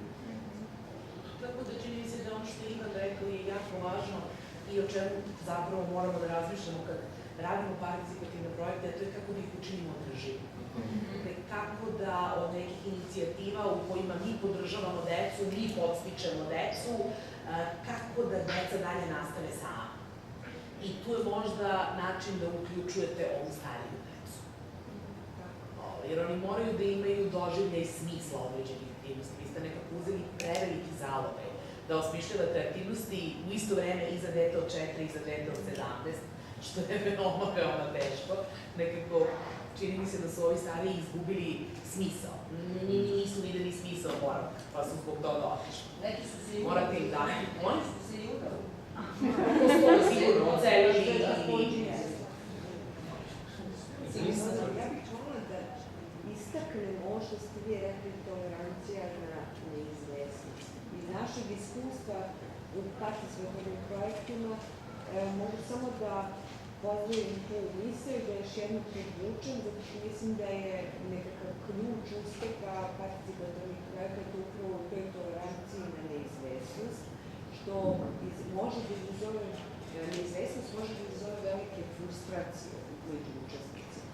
Ono što je izazov, to su očekivanja i mogućnosti koje su često u neskladu, očekivanja pojedinaca u odnosu na grupu i očekivanja grupe u odnosu na pojedince, ali mislim da upravo dečja participacija nudi neku vrstu odgovora na to kako deca zapravo prirodno prihvataju neizvesnost. I mislim da ta nekakva tolerancija na neizvesnost je upravo nešto što možemo da učimo dece, jer ta naša frustracija u odnosu na neizvesnost je mnogo veća nego kod dece. Mislim da je upravo u tim takvim projektima leži nekakva mogućnost da se mi obučimo da postanemo tolerantni na neizvesnost. Evo ovaj primjer koji ste izneli, pisao i evo, to je zapravo za bili otvoreni. I otvoreni i na neizvesno. Šta se desi? Desit će se u nekom procesu razvoja. A i puno puta će ne uspjeti. Da. Evo meni. Da, hvala. Mene jako zanima šta radite i možda biste mogli da mi pomognete da razrešim jednu dilemu, pošto se bavim razvijanjem participativne prakse unutar institucije kao što je vrtić i kao što je visokoškolska ustanova, znači dva kraja obrazovnog procesa, ali baš unutar institucija. Meni je veliki izazov, jer mi uvek krenemo sa decom i praktičarima, onima koji su najbliže deci, to su vaspitači i sama deca. Ono što nisam još uvek uspela da rešim kao problem jeste kako unutar institucije kakva je vrtić ili škola koja je postavljena na možda nekim hijerarhijskim osnovama i vrlo neparticipativno, kako unutar takve institucije graditi participativnu praksu, a da ona ne ostane samo na nivou te grupe u kojoj neki entuzijastični vaspitač pokušava da sa decom razvija participativne odnose i sa roditeljima sa kojima radi, a konstantno i on u nekoj, na nekoj hijerarhijskoj lestvici unutar čitave institucije. Pošto ste vi u saradnji sa školom, pretpostavljam da imate neka iskustva na tu temu i da li biste pomogli malo vremena? Pa, možemo, evo mogu da možda isumiram. Mislim da ne postoji nešto što sad ja mogu da kažem i da je to tako. Da, to sam. I u tom smislu vrlo teško. U našem konkretnom slučaju radi se o školi u kojoj je nekoliko nas iz ekipe išlo u školu i u tom smislu se nekoliko nas iz naše ekipe identifikuje sa tom školom i isto tako smo prepoznati unutar škole kao bivši đaci škole. Ne samo kao bivši đaci, nego kao i komšije. To su dve vrlo važne aspekte. To je jedna pripadnost svemu tome i spoljna i unutrašnja, da se to osjećaj pripadnosti osvesti na ta dva nivoa. I onda, s druge strane, kada je to tako, dugogodišnji rad, koji u našem slučaju još uvijek nije došao do nekog sistemskog uključivanja takvih procesa u redovnu nastavu, u nešto što je uobičajena praksa škole, u nešto što je deo kurikuluma. Ali, desilo se gomila nekih drugih stvari koje su nas lično održale u tom procesu, koje su mala pomeranja i neoprezna i čak nekih neznačajna, ali u ovom našem slučaju su bila jako važna da je došlo do nekoliko serije sastanaka na kojima smo na neki način insistirali, transparentnih sastanaka, koji su iz našeg ugla, nekako mi smo bili prisutni na tim sastancima, predstavljali projekat, a sa njim i u stvari glas i sliku dece i sliku o deci, koja se do tada možda nije čula u samom tome. Rezultat tih sastanaka je da je, recimo, Škograd, to je rad Škograda, ušao u školski razvojni plan. Što je sada neki kao dokument na koji možemo da se pozovemo. U narednih 10 godina naše aktivnosti u školi su dokumentovane školskim razvojnim planom. One će se nekako planirati, desit će se. I treći aspekt svega toga je što smo mi radili tvrdoglavo i nekako ne nužno u saglasju sa institucijom. Ne znam koliko vas je ispratilo neke od naših akcija, ali neke su se dešavale, kako da kažem, sa prihvatanjem odgovornosti da to veče možemo da završimo u policijskoj stanici. Crtajući iznenađenje za svu decu naselja u ulicama naselja, što je za nas u tom trenutku bila, kako da kažem, jako važna stvar, a u isto vreme nešto što bismo uradili po cenu da to jutro završimo u policijskoj stanici. I ta mala pomeranja su nekako dovela ukupno do nekih još manjih pomeranja, ali je to na tom tragu. I u tom smislu, ja ne znam da li mi kao tim imamo možda još nešto da dodamo. Ja bih rekla da nije baš sad ovoliko dramatično stanice. Ja sam se samo nadala da će gluposti ništa. Hoću da kažem, ta sredina je mnogo zaboravljena i zbog toga je mnogo lakše. Zato što tu nema drugih aktivnosti, nema drugih interesnih strana, nema drugih zainteresovanih stakeholdera. Ti roditelji su toliko zauzeti egzistencijalnim pitanjima da oni neće pitati šta smo radili sa djecom, oni neće doći da nas uče kako se radi s njihovom djecom, oni će biti presrećni što je iko posvetio pažnju toj djeci. Isto tako i to nastavno osoblje i ostatak osoblja u školi. Oni su u, ja mislim, ozbiljnom izgaranju i svaka pomoć je njima u tom smislu dobrodošla. Neku pomoć uopšte neće prepoznati i to smo isto tako iskusili, a onda smo tražili jake karike, znači saveznice u školi koje su nam zapravo, koje su razumjele stvari i mogle da zajedno sa nama rade, ove ostale ostavimo mi njih, ostavili nas. Da, to su vrlo važne stavke, ti ljudi koji su u školi, u ovom slučaju fenomenalne bibliotekarke i još par učiteljica koje su učestvuju u našim planiranjima akcija i nekako od samog početka. Meni to deluje kao građenje neke mreže, kao ovde se nešto isplete pa se tako polako širi na raznorazne krajeve zajednice i ko se gde uhoda.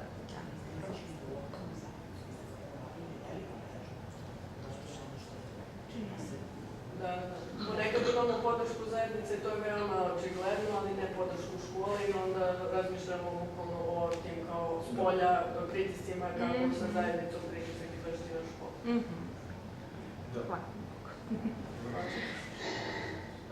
Profesore, da li biste mi možda mi postavili pitanje? Da, imam u stvari dva pitanja koje se nadovezuju na ovu priče do sada i koje su povezane međusobno, ali probajte odvojeno da ih odgovorite. Prvo je šta ste vi naučili od te dece tamo, radeći sa njima, a drugo je kako to što ste naučili prevodite u dizajn prostora koji bi njima sad trebao da omogući da nastave da budu bolji ljudi u stvari, recimo.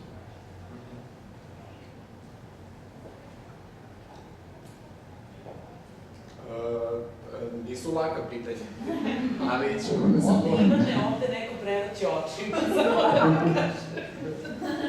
Od muke. Kako da odgovori na pitanje? Da, upravo je Oskar, to... Da, ja bih mogao da krenem sa prvim. Imam u stvari, onako, nemam sad... Ono što je dobro, što se mi za ovo pitanje nismo spremali, i u tom smislu i ovi odgovori će biti... Baš lijepo što ih niste postavljaju na A to je bio cilj. Ono što sam ja lično naučio, a nekako u razgovoru našeg tima imam utisak da smo negde to svi naučili, jeste da su kroz ovakve aktivnosti i kroz našu uzajamnu zajedničku akciju, a koja je u stvari karakter svih naših akcija, stvari moguće. Moguće je da se nešto desi, moguće je da se nešto promeni, moguće je da nešto organizujemo, moguće je da nekdo pogrešimo, moguće je da svi se samo dobro provedemo, moguće je da nam neko pokvari nešto, moguće je da onda svi zajedno o tome razgovaramo, moguće je i da se vrlo brzo preorijentišemo u odnosu na date nove okolnosti, moguće je da na kraju napravimo prvi letnji bioskop u čitavom tom kraju, moguće je da napravimo prvu paradu, i to 2 puta do sada, moguće da napravimo našu pesmu, kontrolnu muziku, spremimo udaračku sekciju i prođemo čitavim naseljem i pozovemo im sve da dođu da se dobro provedu. Sve sam to nekako, mislim da smo to sve zajedno svi naučili. Sad, kako, ako je sad ovo drugi deo pitanja, a možda u stvari da neko još utrči na ovaj prvi deo pitanja. To što smo naučili, je li to? Da. Pa, da, mnogo smo naučili, a je rekao bih lično, da nije grupno. Izbacilo me iz moje privilegije ili svijestom o svim privilegijama koje imam. Dakle, prije je Peđa pomenuo Afroditu, koja je sad prvi razred, ona je poslala tu poruku na Fejsu, ona je poslala govornu poruku jer ona ne zna da piše i ne može da kuca, ona ne zna baš slova. I ista ta djevojčica me pitala da pere mandarinu, ja to stalno pominjem zato što je meni to bilo mnogo strašno i sam mogla pomislim da neko ne zna kako se jede mandarina ili kako je...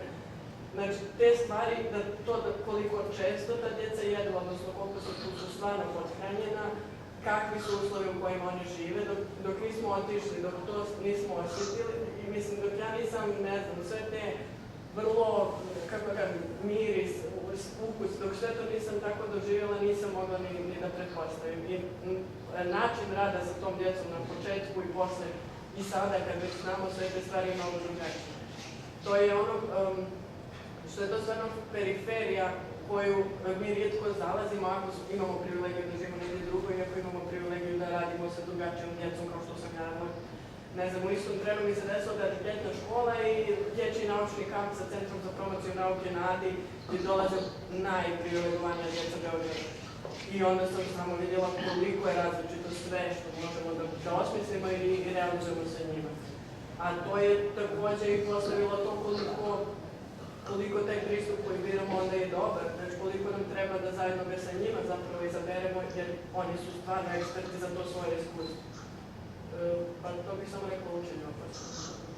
Ja mislim da je najbitnije, nekako mi se čini u procesu tome da mi nešto isplaniramo i da na kraju to apsolutno ne ispadne onako kao što smo planirali, i da je to sasvim okej, da smo mi sa tim okej i da je to možda i neki neuspeh.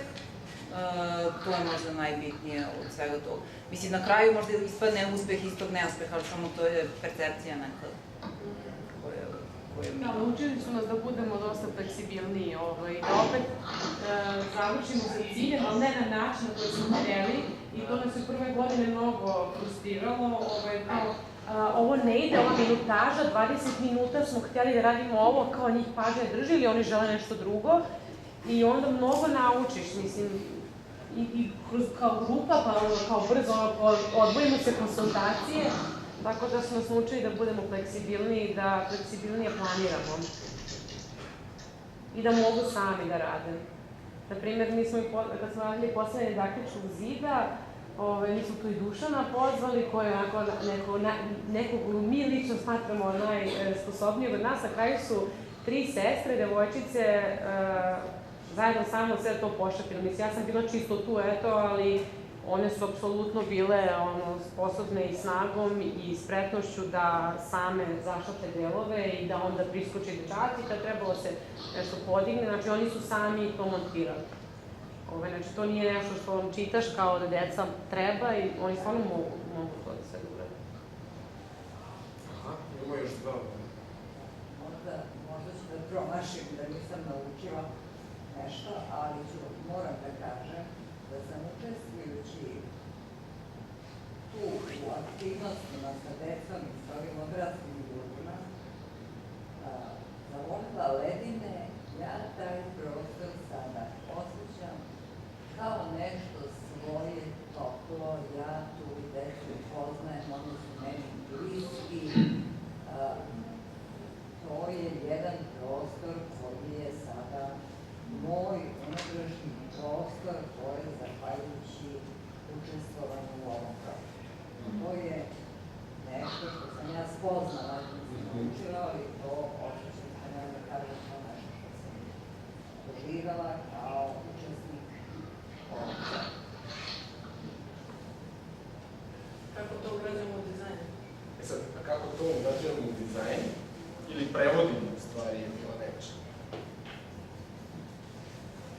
Evo sad kad se nalazimo na još 2 nedelje do konačnog roka za u stvari obelodanjivanje konačnog dizajna za Urbano čvorište 2 projekta koji u stvari realizujemo u posljednjih meseci. Februara, da. Koji nekako prati ovaj naš rad i cilj projekta, pored svih onih aspekata projekta Shared City, jeste da se u jednom delu, to u ovom slučaju konkretno, u dvorištu osnovne škole na Ledinama, napravi jedan ili uredi otvoreni javni gradski prostor koji može da napredi kvalitet života ljudi koji se nalaze u neposrednoj okolini.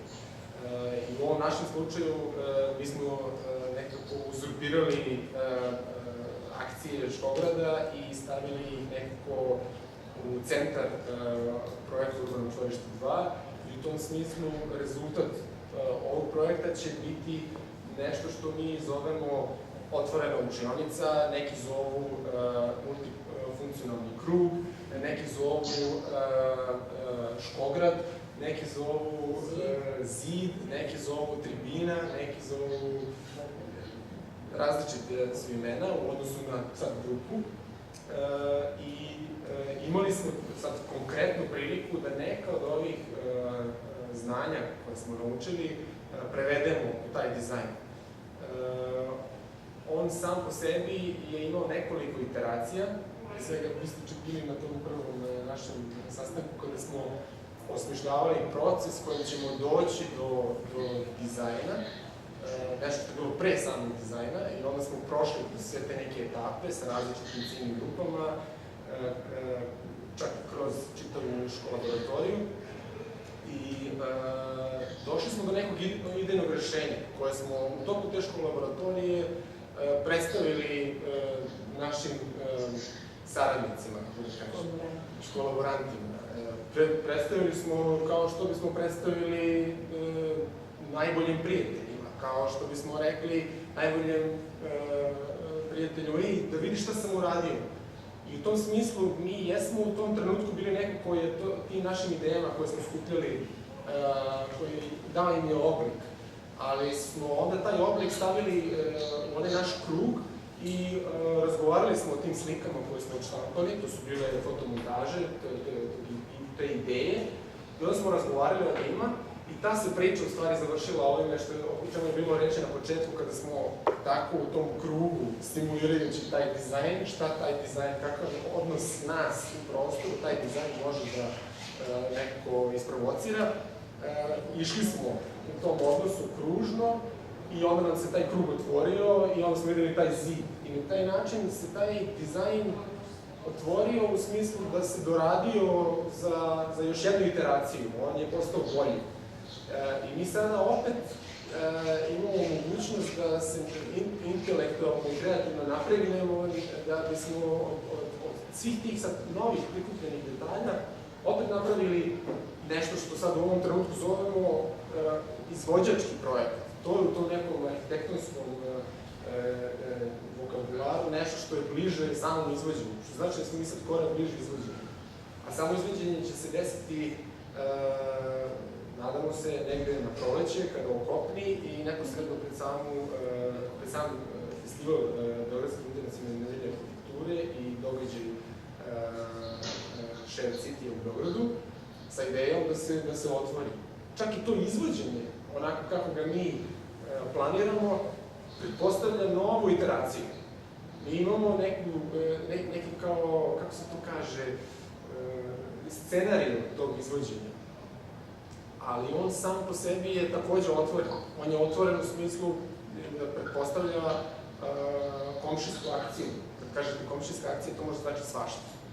To može da znači tuču, što rekla Jelena, ali može da znači i da se pojavi tata Ljumni koji radi u gradskom zelenilu, koji može sa 2 broja telefona da nam organizuje na licu mesta i ovu opremu i onu opremu i u tom smislu da dodatno unapredi sam dizajn urbanog čvorišta 2 i da ga da se nekako dodatno ugradi u njega.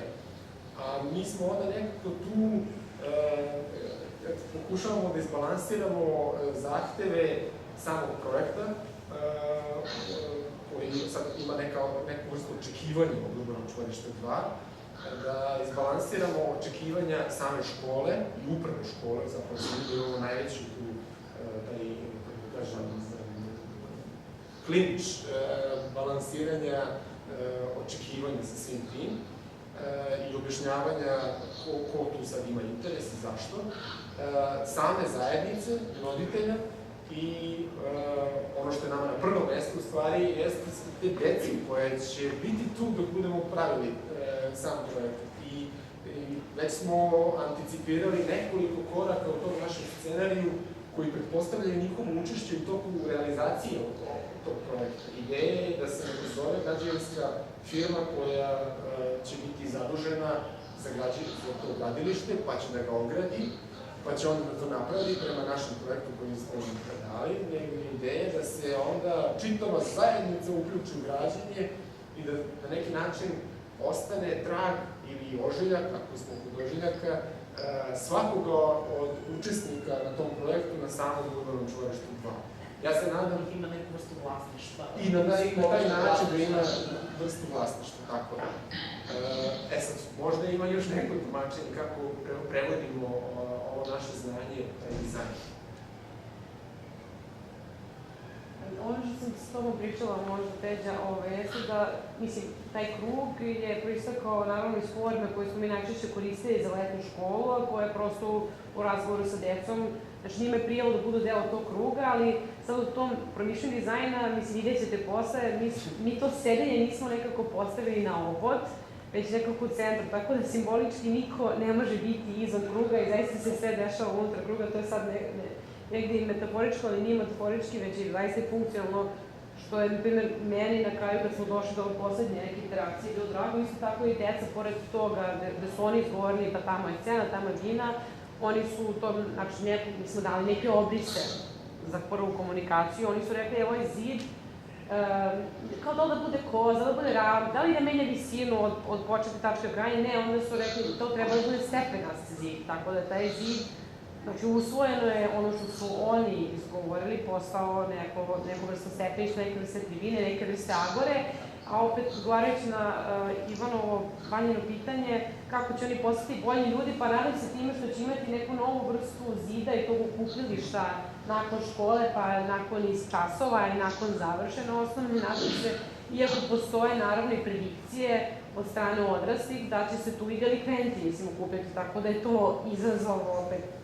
Drugo pitanje vaše, kako ćemo sa tim negde da se izborimo, ali morat ćemo zapravo da vidimo šta će se desiti, isprobavanje scenarija koje će se desiti na samoj gradnji. Nadam se, imat ćemo i to veliko otvaranje i komšinice i komšije koji će spremati nešto. Tako da je to možda to.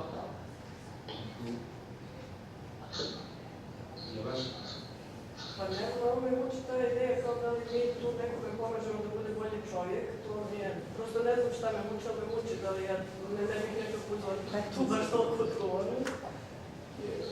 Nekako zajedno sa njima radimo, pa sad ne znam ni da li smo mi uvijek dobri ljudi, mislim, prosto radimo to svi zajedno, pa onda kako uradimo. Mislim da je samo pitanje dijeljenja, pa to koga podstakne na jednu stranu, koga na drugu, a i šta je to dobro, ne znam. To sam htjela da ovo imamo nihilizam prosto. Mog doprinosa.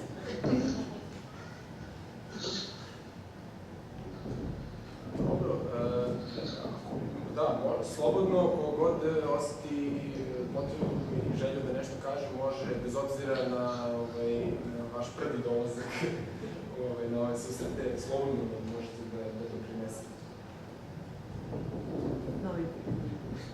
Novim pitanjima ili komentarima? Da, ili novim pitanjima, tako je. Mislim, na neki način dotakli smo ova pitanja i možemo i da odemo korak dalje.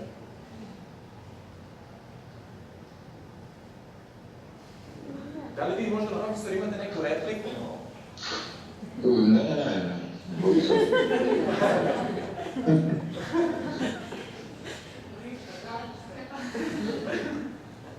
Ja sam htjela da kažem, kad ste vi na početku govorili o tome zašto niko od nas nije pretpostavio odgovor onog djeteta, mislila sam da ćete reći zato što niko od nas nije dijete. Ja samo mislim da mi je to u suštini potpuno ključno. Mi ne možemo u te glave da uđemo i ne treba možda ni da ulazimo u tom smislu, nego treba samo oni da se nekako otvori prostor gdje oni sami mogu da proizvedu to pitanje, da tako. Mislim, to je to pitanje, vrhunsko didaktičko pitanje, jel tako? Nema veze što se i vi i ja bavimo didaktikom i možemo sjediti u kabinetu koliko god, ali da li će dijete to da pita, ne bismo možda ni mi pretpostavili, baš zato što nismo više djeca i ne znamo kako to njih baš toliko muči. Dok nisam poslije ove ljetne škole, moja vrtaničina je učestvovala u ljetnoj školi, bila je kod mene u to vrijeme u Beogradu, pa sam i ja vodila i do sve radionice i sad su oni napravili tu Instagram grupu gdje su komunicirali poslije toga, pošto ona ne živi na Ledinama, pa ja sam tek tu vidjela kakav, mislim ne zato što sam špionirala djevojčicu, nego zato što je koristila moj telefon za to, Pa sam tek vidjela kakva pitanja i kakve igre oni otvaraju, tipa mi bismo rekli da oni sad gle na Instagramu ili ništa, odnosno samo konzumiraju neki sadržaj. Oni u grupi osmišljavaju zapravo igru u kojoj jedan postavi pitanje, imaju ne znam neko vrijeme da odgovore, pa onda ovi drugi svi bacaju kandidate od tih odgovora i odbacuju. Dakle, tu vrstu uvida nema šansi da bismo dobili koliko god da radimo bez njih, pa je nekako nama postalo sasvim normalno da više ništa i ne planiramo bez tih njihovih inputa. Ali to je toliko daleko od onoga što je vidimo u najdobroj praksi, posebno u obrazovanju jer se time bavim.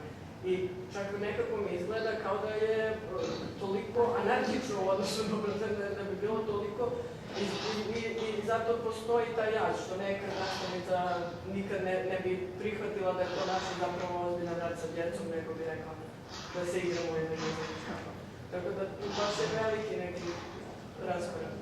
Da, imate stvarno, podsjetila si me sad na jednog zabrinutog tatu koji je zabrinut zato što njegovo dete, 3. razred, je kaže mi kaže pravno u školi, ne kaže, ali nekako uči sa lakoćem. Pa ja kažem, pa dobro, pa je li to problem kako su mu ocene? Ne, sve on ima odlične ocene, a suviše nekako on to lako i brzo nauči. Kaže, verujte mi, ja ga čekam posle časa i čekam ispred učionice, oni se smeju ceo čas.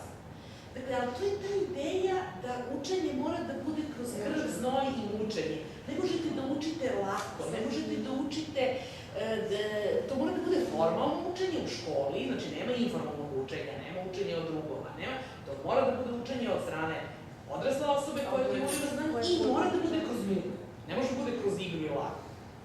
To je jedan deo priče, a drugi deo priče što zapravo čini mi se da nastavnici, radeći dugo sa njima, imam utisak da zapravo ne vide smisao participacije, kada bi shvatili koliko participacija njima može da pomogne. Da olakšaju donošenje odluka, da budu sigurniji u te odluke, da sa detetom podele, da sa decom podele neke svoje odluke, mislim da bi im bilo mnogo lakše. Sećam se učitelja, profesorke koja imala neku dilemu, šta da uradi, ja sam je pitala, pa jeste pitali dete, ima 13 godina, znači može da odgovori, kaže, ja, pred njim je palo na pamet, kao to je dobra ideja. Umesto da se mučiš, da razmišljaš šta je dobro za to dete, pitaj i njega, pa saslušaj šta će ti kaže. Tako da mi se čini da je to jedan problem i drugi problem je ovo što je pričala Milijana, a to je da mi kao odrasli nismo navikli da participiramo. A od nas se očekuje da kreiramo prostor za participaciju decu. I sećam se jednog teksta koji sam čitala jednog autora koji se bavio participacijom koji je rekao nastavnici neće da prihvate participaciju dece ukoliko ona učini vidljivim njihovu nemogućnost da participiraju. I to je u stvari suština, znači mislim da mora se menja škola. Da stvarno škola bude zajednica koja uči, nije pitanje samo kako obezbediti participaciju deci, nego i nastavnici, i vaspitači.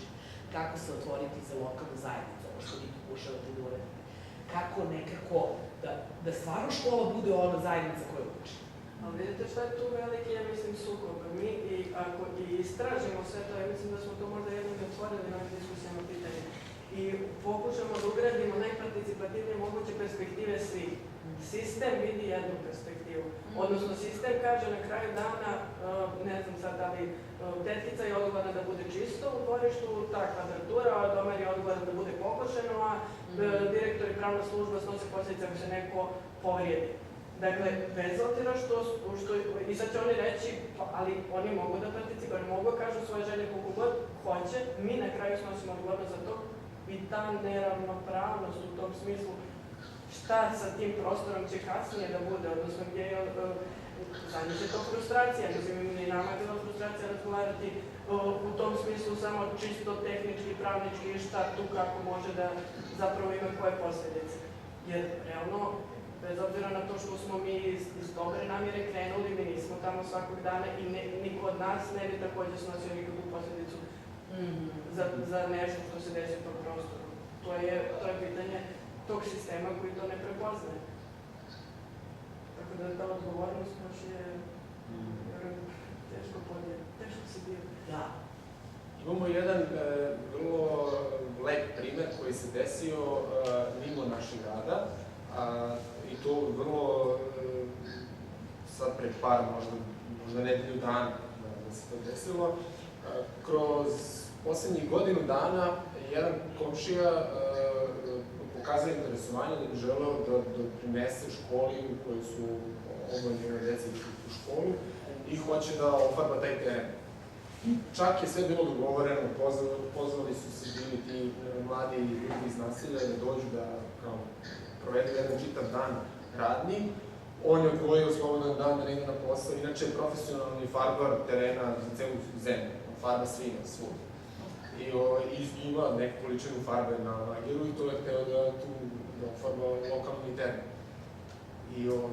I sve je dogovoreno, mi isplanirali u našem planu i programu da će to da se desi tad i tad, zvali školu da kažemo evo, konačno ono što smo pričali se dešava, je ovo super, da bi nas jedan dan, znači to je bilo nedelju dana pre, jedan dan pred sam događaj dobijamo poziv od direktora, posredno od direktora preko pravnice škole koji kažu da se sve to obustavi.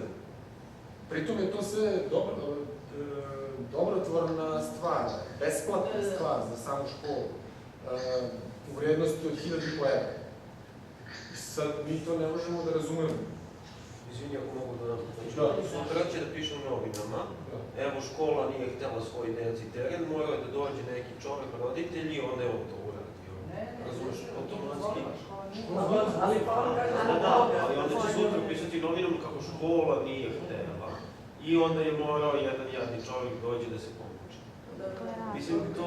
A misliš da je škola imala tu u glavi, da je to sad... Pritom, taj čovek je hteo da ostane anoniman. On je rekao meni, apsolutno nije važno da ja uopšte ne želim da budem deo bilo kakvih hvalospeva, diploma, bilo čega. Meni je važno to ko dece naselja i eto, možda tim momcima koji budu farmali, možete da platite piće ili nešto da imaju. Ali on nije imao, što ću da kažem, blokirana akcija, u redu. Mi ne možemo da se poverimo sa tim, hoćemo da puknemo od svega toga, ali prihvatimo to tako kako je. To je sad nova situacija i provedemo letnu školu na najbolji mogući način. I nekoliko, možda čak mesec i po dana nakon toga kreće školska godina i dolazi do promene školskog odbora, dolazi do nekih malih pomeranja, čulo se o tome da se to desilo i odjednom počinju da se roditelji koji su članovi školskog odbora da postavljaju pitanja zašto to nije prihvaćeno i nama nedogledno i dan danas, ne znamo kako, na kom nivou je došlo do pomeranja, ali ono što se desilo jeste da je škola dala saglasnost za to farbanje terena. Znači, zvanično na školskom odboru je jednoglasno doneta odluka da se farbanje terena dozvoli uz obavezno prisustvo nastavnika fizičkog jer on zna širine i dužine terena. Što je legitimno. Iako je čovjek stručan. I ono što se desilo je da bez da je bilo ko od nas bio prisutan, da je otišao tamo u školu, zvao, koordinirao kao uvek, teren je ofarban. Teren je ofarban, možda su to uradili onako kako su planirali. Dušan je bio u kontaktu zato što ste se viđali u lokalu, ali nisi ni ti bio tamo da radiš. Nisam znao. To su radili klinci, lokalci, su skupili samo inicijativno, čak nije mi zvao. Oni su videli da se teren farba, sami su se priključili i ostali su čitav dan. I bilo je, mislim, njih 30 ili tako nešto. Velike stvari. Kao ništa. Tako da se to desilo. I u tom smislu nekako ima pomerenje. Morat ćemo da poradimo na vašem marketingu. Sami zaključili. To se desilo. Zašto mi to tek sad kažete? Ili već da taj sistem radi sam, bez da neko sad tu koordiniše, zove i to. Cela ova letna škola druga je umesto ne znam čega na početku smo čistili rukavice, kese i čistili, da sve bilo puno smeća svakog dana i kad se sve završilo, ostalo je samo lišće Kad se sve završilo, ti si otišao sutradan da odneseš još neki diplom ili šta, bilo je pokupljeno svo lišće iz dvorišta. To je školsko dvorište, ja mislim, najveće školsko dvorište na Novobeogradskom dvorištu. I stvarno ima puno drveća, vrlo je lepo i ima puno lišća, ali je taj roditelj se sam, dete ga je pozvao i rekao, to je njegovo dete, rekao mi tamo svaki dan čistimo, ti radiš u gradskoj čistoći, aj pomozi malo, i ovaj je došao s kamionom i svoje lišće počistio. Radnje je sve bilo polizano, niko nije znao i niko nije znao ko je to uradio. On je potpuno hteo da ostane negde anonimno. I isto se desilo što je Aca, na primjer, jedan od skeptičnih komšija, jer što sam imenovala, ali eto, neko ko je bio jako skeptičan i učestvuje on stalno, ali uvek prati to rečenica, sutra to nema, raspalo se, srušili su, zašto to radimo, mi stavljamo kao čistimo dvorište, postavljamo za pikavce male kantice sa peskom i ne uspevamo taj dan neke kao kante za smeće dodati. I onda on, pošto su kod njega bio deo našeg nekog inventara koje smo dobili, mi se čujemo da neko drugo strana kaže, znaš, odnao sam kao one kante, pa sam ih nekako vezao i ubacio ih. To su ti mali pomaci koji se desili. A na temu same te odgovornosti, isto tako, opet ne nekim našim pažnjim planiranjem, nego više silom prilika da je dvorište koje smo uglavnom koristili za naše planiranje akcija okupirano drugom jednom aktivnošću, tako da sam materijal morao koji smo deponovali u tom dvorištu, morao da ode. To je dvorište bilo moje dvorište tu u naselju. I onda smo pitali roditelje, jedne od tih roditelja, koji su, to je taj Aca, da oni u stvari uzmu sav naš materijal, da ga oni skladište u svojim nekim prostorima. I to je bilo isto tako vrlo važan i... participativni desilo se promjena jedna svesti gde su sad oni mnogo uključeniji. Oni sad imaju više odgovornosti u čitavoj stvari. Kod njih je taj materijal, pa ja sad dobijem poruku neka donacije, u redu da, ne znam, ovi uzmu jednu kantu, hoće da urade to i to. Da, naravno, mislim. Ali je sad nekako, oni su tu jedni od nosioca te odgovornosti naselja. To su sve koraci kao državnosti. Da. I mislim da je tu ključ uključivanja lokalne zajednice, da škola postane centar lokalne zajednice, kao i vrtići. Dobro. Da li možda imamo još neko pitanje?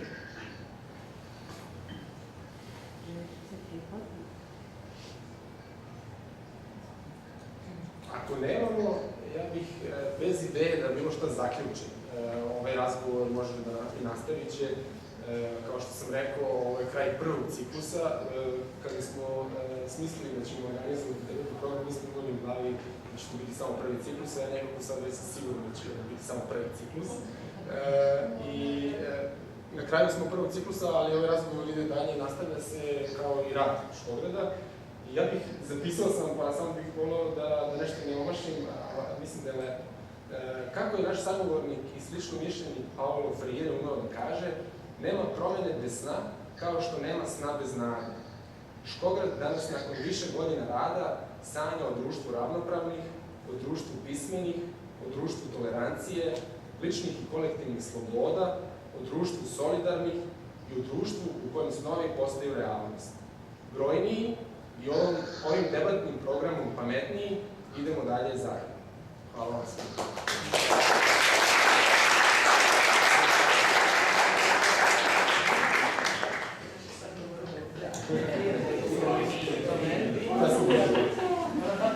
Hvala profesore.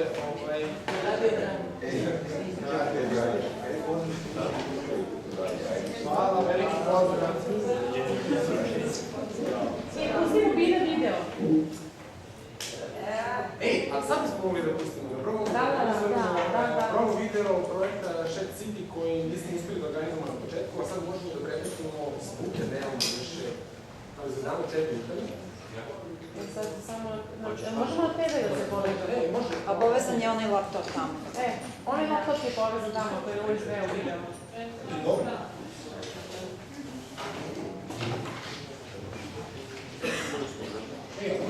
Ne ide ti šta ćeš?